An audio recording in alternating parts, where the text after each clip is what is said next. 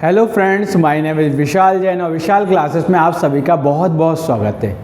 दोस्तों, आज की इस वीडियो के माध्यम से हम कक्षा 10वीं की गणित का दूसरा अध्याय समझने जा रहे हैं। इसकी हमने दूसरी प्रश्नावली को आज हम सॉल्व करेंगे।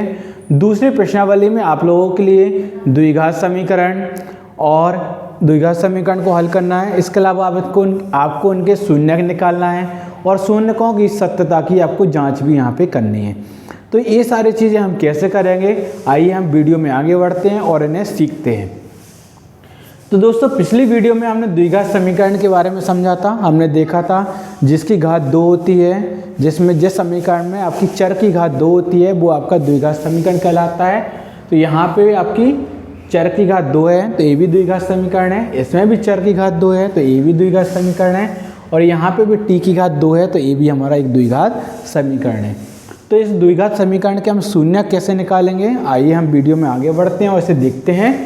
तो सबसे पहले आप लोगों के लिए देखना है कि यहाँ पे जो आपके चर दिए गए हैं, इन चर के गुणांक में क्या क्या है। यहाँ पे आप दिया है x की घात 2 माइनस 2x माइनस 8। तो यहाँ पे आप देख सकते हो कि इसकी गुणा में कुछ नहीं है तो कितना है, 1 है। यहाँ पे x के गुणा में -2 है और यहाँ पे आपका -8 दिया गया है। तो सबसे पहले तो आपको इन दोनों संख्याओं का गुणा करना है। इन दोनों संख्या का गुणा आपको कहीं रफ में कर लेना है, पीछे साइड कर लेना है। तो 1 और -8 का गुणा करेंगे तो 1 और -8 का गुणा करेंगे तो आपका आएगा -8, ठीक है। और बीच वाली जो संख्या दी है, बीच वाली संख्या आपको यहाँ पे दी गई है -2, ठीक है। तो पहली और अंतिम संख्या का गुणा किया तो आपका आया -8 और बीच वाली संख्या को हमने लिख दिया तो आपका है -2। यानी कि हमें दो संख्याएं मिल गई हैं यहाँ पे, -8 और -2। अब हमें यहाँ पे ऐसी दो संख्याओं का चुनाव करना है। अब हमें यहाँ पे ऐसी दो संख्याओं का चुनाव करना है जिनका गुणा करने पर आपको -8 मिल जाए। ये संख्या आपको कब मिलना चाहिए, गुणा करने पर मिलनी चाहिए। और ये वाली संख्या है वो आपको जोड़ने या घटाने पर मिलना चाहिए। यानी कि आपको ऐसी दो संख्याएं चुननी है, ऐसी आपको दो संख्याएं चुननी है जिनका आप गुणा करो तो आपको -8 मिल जाए। और इन दोनों संख्याओं को या तो जोड़ दें या फिर दोनों को घटा दें तो हमें यहाँ पे -2 मिलना चाहिए। तो ये हम कैसे करेंगे, तो हम जैसे हमने एक संख्या ले ली है 4 और दूसरी संख्या हमने ले ली 2। तो हमने देखा 4 और 2 का गुणा करने पर हमें मिलता है 8, ठीक है। और 4 में से 2 घटाने पर हमें मिल जाता है 2। तो ये तो हमारा आ गया है, लेकिन हमें माइनस के चिन्ह कैसे लाएंगे, माइनस के साइन भी तो लाना पड़ेगा। तो यहाँ पे गुणा में आपका माइनस का साइन कब आता है, गुणा में माइनस का साइन आपका तब आता है जब एक संख्या प्लस की होती है और दूसरी संख्या माइनस की होती है। तो हमने मान लिया कि माना कि हमारा 4 जो है वो माइनस का है और 2 हमारा प्लस का है। तब माइनस और प्लस का गुणा होने पर माइनस आएगा और 4 और 8 का गुणा करने पर मेरा 8 आ जाएगा। तो -4 और प्लस के 2 का मल्टीप्लाई करने पर हमें -8 मिल जाएगा। और जब हम इन दोनों संख्याओं के लिए जोड़ देंगे तो -4 और 2 को जोड़ेंगे तो ये दोनों घट जाएंगे और घटने पर इसकी वैल्यू आ जाएगी -2। यानी कि हमें दो संख्याएं ऐसी मिल गई हैं, -4 और +2, जिनका गुणा करने पर हमें -8 और -2 मुझे मिल रहा है। तो ये जो प्रोसेस है ये थोड़ी सी लंबी प्रोसेस है, लेंथी प्रोसेस है, लेकिन यदि आप इसकी प्रैक्टिस करते हैं तो धीरे धीरे ये बहुत ही आसानी से सॉल्व होने लग जाते हैं। लेकिन आपके लिए ऐसा ज़रूर करना है कि पहली और अंतिम संख्याओं का गुणा करना है। तो आपको यहाँ पे एक संख्या मिलेगी, बीच वाली संख्याओं को ज्यों का त्यों लिखना है। फिर आपको ऐसी दो संख्याएं सोचनी है जिनका गुणा करने पर आपका -8 आ जाए और जिनको जोड़ने या घटाने पर -2 आ जाए। तो मुझे यहाँ पे दो संख्याएं ऐसी मिल जाती है, -4 और -2। चलिए, ये प्रोसेस तो हमारी रफ में हो जाती है। अब बाकी प्रोसेस को हमें यहाँ पे करना है। तो इसको हम कैसे करेंगे देखते हैं। तो इसे हम क्या करेंगे, हमें संख्या मिली -4 और +2। तो बीच वाली संख्या को हम तोड़ के लिखते हैं। कैसे, -4, ठीक है, कैसे लिखेंगे, माइनस का 4 और उसके साथ में हम लिखेंगे x, और हमें दूसरी संख्या की क्या थी, प्लस का 2 था, तो प्लस का 2 और उसके साथ में x और माइनस का 8 ही हमारा ज्यों करता हूँ। तो देखो दोस्तों, जब आपने 2 के लिए तोड़ के क्या लिखा था, माइनस का 4 और प्लस का 2, ठीक है, तो आपको यहाँ पे माइनस के 4x में से 2x घट जाएंगे, तो आपके माइनस के 2x ही तो मिलेंगे। तो हमें इसमें कुछ भी नहीं करना है, हमें क्या करना है, बस इसमें जो हमें संख्या मिलती है, जो हमें संख्या मिलेगी उन्हीं दो संख्याओं के लिए बीच में इस x वाले पद के साथ लिख देना है। -4 मिला था तो माइनस के 4x लिख दिया, प्लस का 2 मिला था तो प्लस के 2x लिख दिया। ये वाली संख्या हमारी गायब हो गई और शुरू की संख्या ज्यों करते हो, लास्ट की संख्या भी हमारी ज्यों की तो हमने ऐसे लिख दिया। अब हम देखते हैं, अब हम इसे देखते हैं, इसे हम क्या लिख सकते हैं, x की घात 2 को x गुणे x से लिख सकते हैं क्या, ठीक। 4x को क्या लिख सकते हैं, 4 गुणे x से लिख सकते हैं। 2x को हम 2 गुणे x से लिख सकते हैं और 8 के लिए हम 4 गुणे 2 भी लिख सकते हैं, ठीक है। अब आप देखिए, पहली और दूसरी संख्याओं में कॉमन क्या है, यानी एक जैसा क्या है, तो इस संख्या में x है और इस संख्या में भी x है, तो x जो है वो दोनों में है, तो हमने x को बाहर निकाल लेते हैं। इसके पास 2x है, 1x बाहर निकल गया तो यहाँ पे बचेगा 1x, माइनस लगाएंगे, यहाँ से भी 1x बाहर निकल गया तो बचा -4।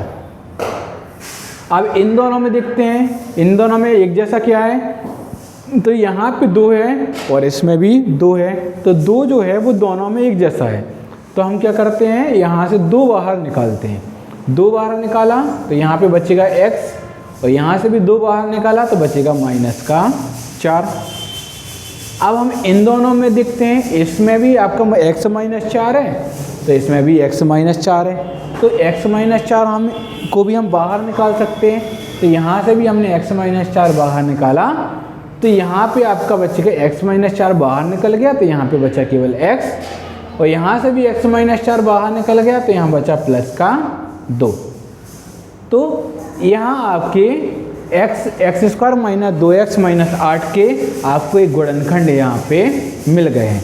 अब मुझे इसके शून्यक निकालना है, तो शून्यक निकालने के लिए हमें इन दोनों गुणनखंडों को बारी बारी से शून्य के बराबर करना होगा, ठीक है। शून्य के बराबर करेंगे तभी हम इसके शून्यक मिलेंगे, ठीक है। तो हम इसमें लिखते हैं,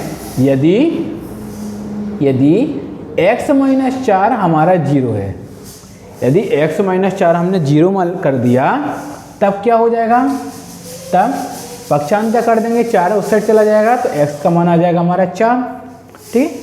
ऐसे ही हम इसको भी करते हैं, यदि x धन 2 बराबर 0 है तब 2 को हम उस साइड ले जाएंगे तो हमारा हो जाएगा -2। तो x का मान मुझे यहाँ पे मिला है 4 और यहाँ पे x का मान मिला है -2, तो ये दोनों आपके शून्यक कहलाएंगे। तो हम यहाँ पे लिखेंगे x बराबर 4, -2, ये हमारे बहुपद के शून्यक हैं,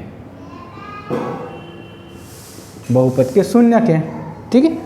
अब हमें इसकी सत्यता की जांच करनी है।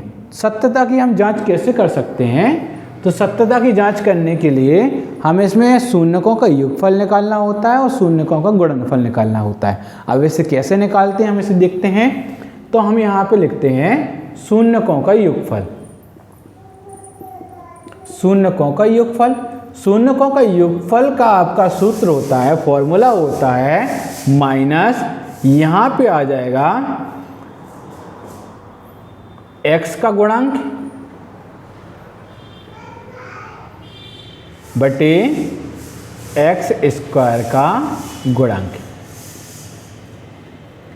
शून्यकों का योगफल बराबर आता है माइनस, ब्रैकेट में आपका आ जाएगा x का गुणांक बटे x² का गुणांक। यदि आप यहाँ पे देखें तो हमारे पास शून्यक कौन कौन से हैं, शून्यक है हमारे पास 4 और -2।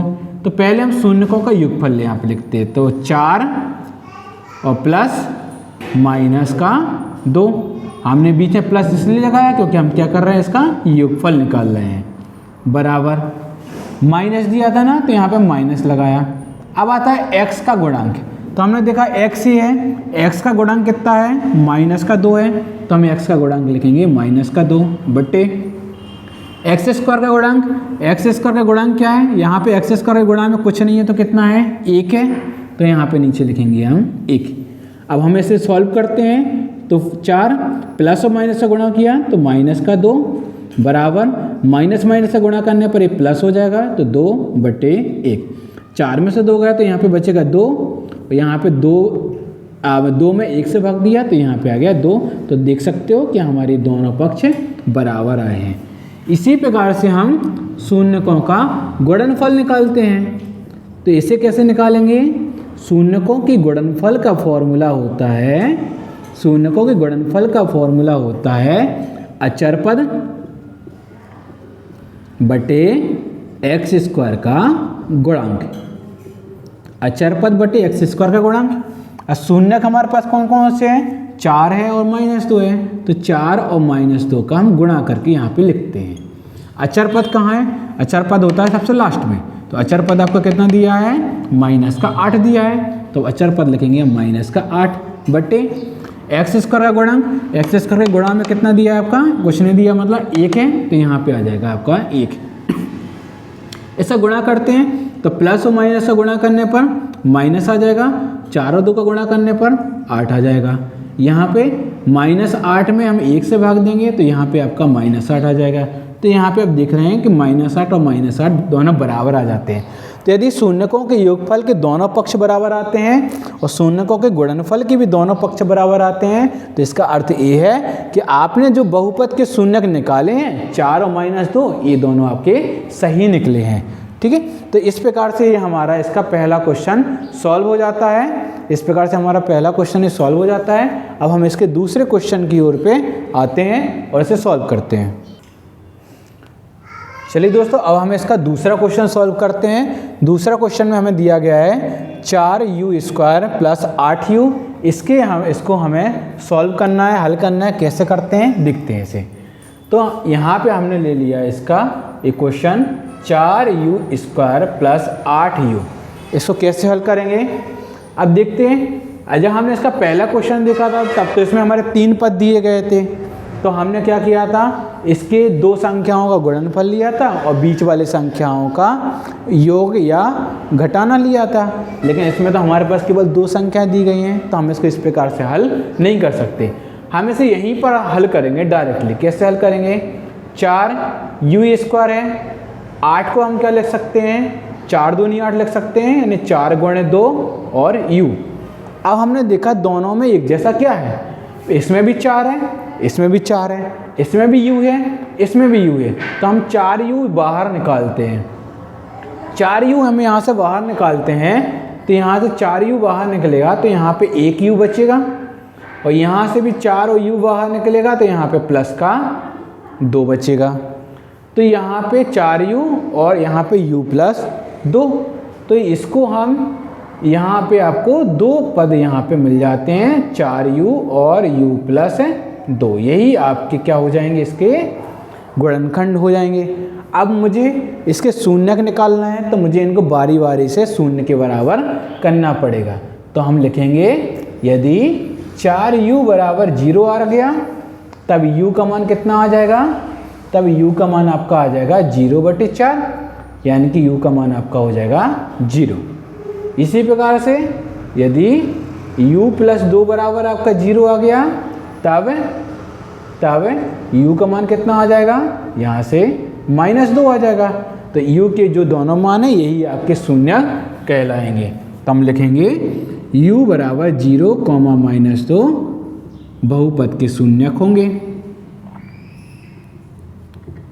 बहुपद के शून्यक होंगे। अब हमें इसकी सत्यता की जांच करनी है।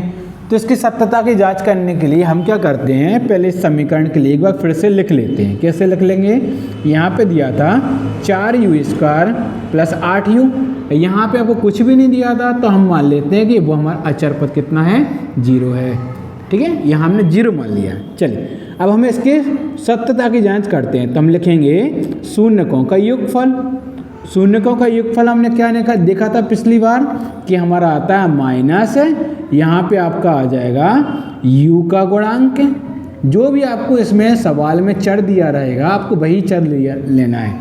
यदि x दिया है तो आपको यहाँ पे x लेना है, यदि u दिया है तो u लेना है, t दिया है तो t लेना है। तो माइनस u का गुणांक और नीचे क्या आ जाएगा u स्क्वायर का गुणांक।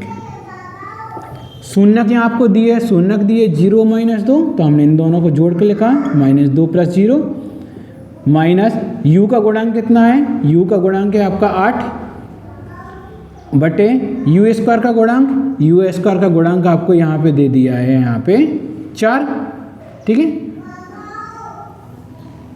तो -2 और 0 को जोड़ा तो आपका आएगा -2 और 4 से 8 को काटा तो आपका आ जाएगा -2। तो ये आपके दोनों पक्ष बराबर आ जाते हैं। इसी प्रकार से हम क्या करते हैं, इसके शून्यकों का गुणनफल निकालते हैं। शून्यकों का गुणनफल का हमने फॉर्मूला क्या पढ़ा था, अचर पद बटे u स्क्वायर का गुणांक।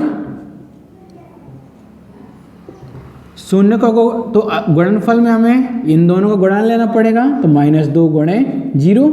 अचर पद कितना है, अचर पद हमें इसमें दिया गया है 0, तो 0 ले लिया। और u स्क्वायर का गुणांक कितना है आपका 4 है, तो यहाँ 4 ले लिया। 0 - 2 का गुणा करेंगे तो 0 आ जाएगा और 0 में 4 से भाग देंगे तो ये भी आपका 0 आ जाएगा। तो इसके शून्यकों के योगफल भी बराबर निकले और गुणनफल भी का मान भी हमारा बराबर निकला। तो ये क्या है आपका जो शून्यक निकले हैं वो शून्यक हमारे सही निकले हैं। आइए अब हम इसी प्रकार से इसका 5वां क्वेश्चन भी यानी अगला क्वेश्चन भी हम इसको हल करके देखते हैं कि इसे हम कैसे सॉल्व कर सकते हैं। अगले क्वेश्चन में आपको दिया है t² - 5, तो ये t² - 5 हम कैसे हल कर सकते हैं।